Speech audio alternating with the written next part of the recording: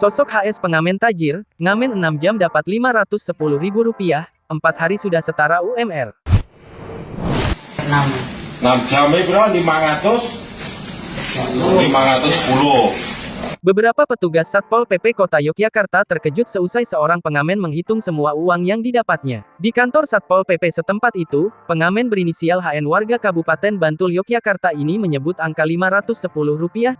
Menurut HN, uang tersebut dia dapat dari hasil mengamen selama 6 jam. Pengakuan tersebut lantas membuat petugas membandingkan dengan UMR di wilayah tersebut. Jika 4 hari dan tiap hari 6 jam, itu sudah setara dengan UMR Yogyakarta. Dari hasil rekaman video tersebut lantas diunggah di media sosial.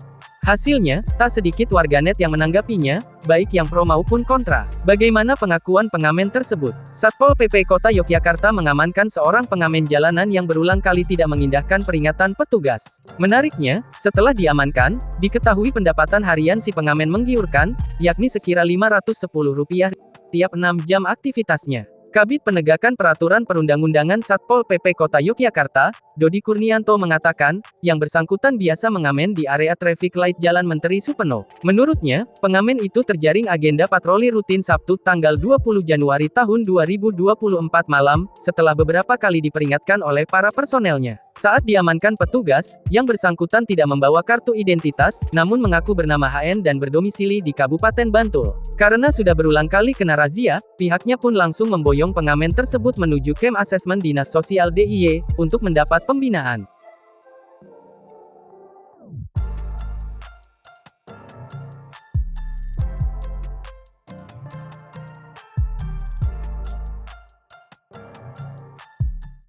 Download Tribun X sekarang, menghadirkan lokal menjadi Indonesia.